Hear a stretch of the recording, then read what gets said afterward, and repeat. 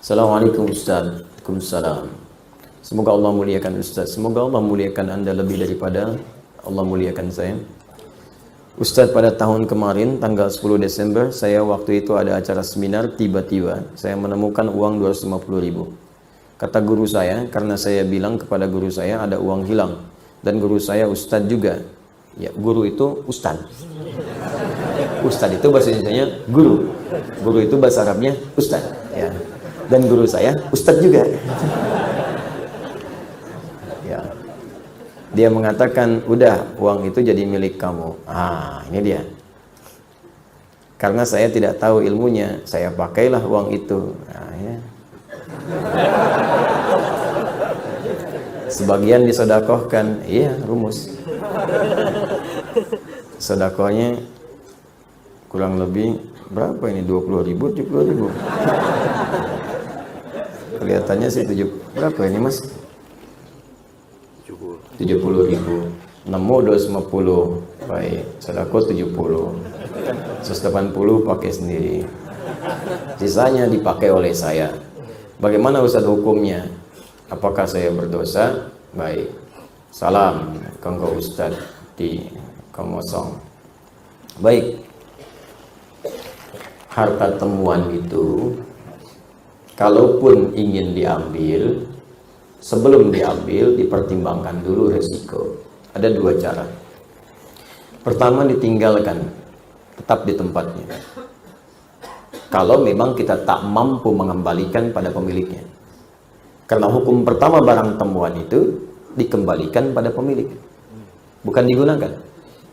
Apapun itu, nemu tas, nemu dompet, ya, nemu uang dan sejenisnya sekiranya berharga. Kalau kotoran nggak usah, gitu kan? Yang sekiranya berharga. Keciliwung nemu sesuatu, ya itu biarin aja itu, ya. Nah, ini yang kiranya berharga. Kalau Anda sudah dapatkan itu, yang Anda temukan, maka hukum pertama, jika punya kemampuan dan Anda ingin mengambilnya, maka kewajiban langsung melekat kepada Anda untuk mengembalikan pada pemiliknya. Kalau tak punya kemampuan, ada dua pilihan. Imam meninggalkan itu supaya resiko beban tidak berpindah kepada Anda.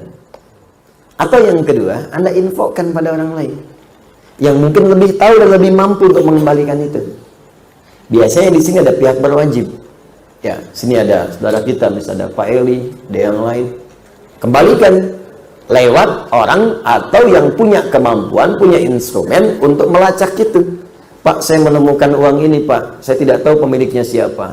Tapi yang kita rujuk itu punya kemampuan untuk melacak, ditemukan di mana, bisa melihat sidik jari, macam-macam dan sebagainya.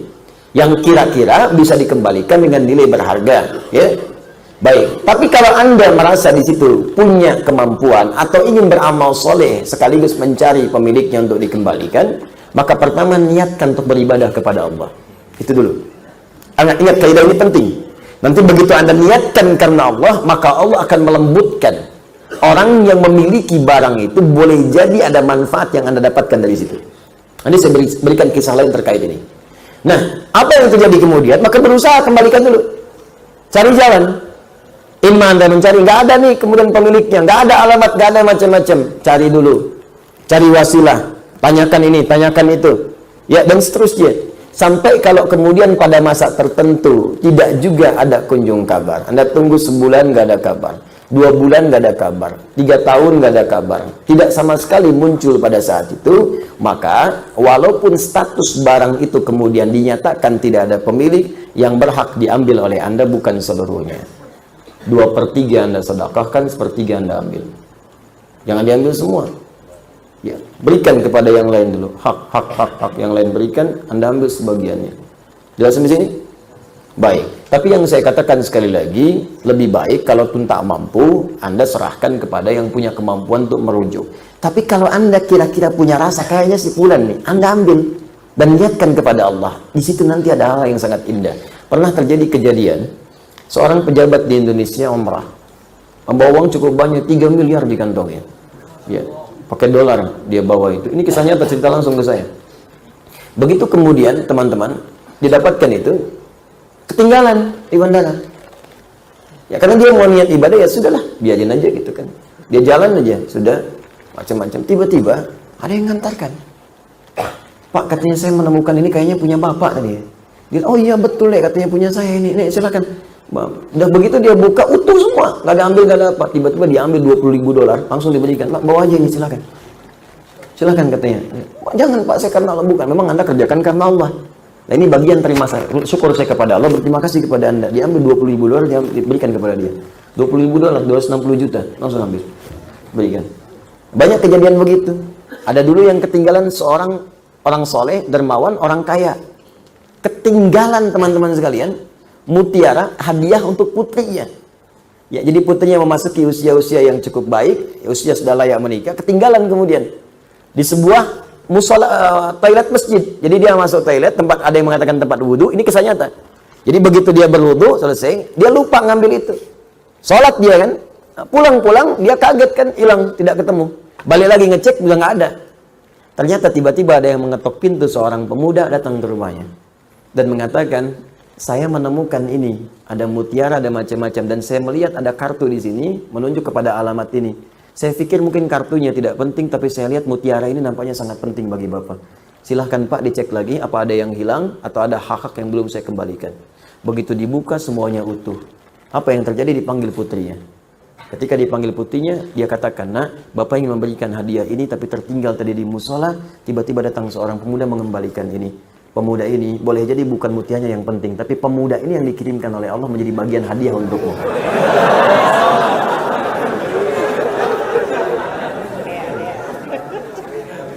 Makanya kalau nemu mutiara, jangan dijual ke pasar lah. Cari pemiliknya dulu, cari pemiliknya. Ya, dia siapa tahu dia masih punya cucu, masih SD. Memang untuk dia, mungkin jodohnya anak antum di kemudian hari. Bangun jadi kekerabatan, jadi teman kan?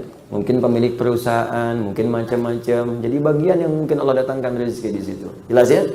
Terus kasus yang tadi bagaimana Ustaz? Anda ambil 70.000. Ya. Maaf, Anda berikan 70.000. Banyakkan Anda ngambilnya.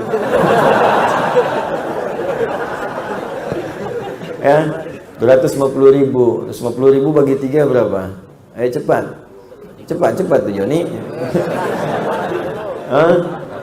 Berapa? 80 sekian, 82, ya kan? Maka ya sudah, Anda kembalikan aja dulu, tambahkan yang tadi. Ya, keluarkan. Berarti kan yang Anda ambil 250.000 kurangi 70, 80, ya kan? Maka 100.000-nya keluarkanlah. Ya, keluarkan. Dikeluarkan kemana Ustaz? Sedekahkan kepada yang memerlukan. Ya, berikan, dan semoga Allah ridha dengan apa yang telah Anda kerjakan insyaallah.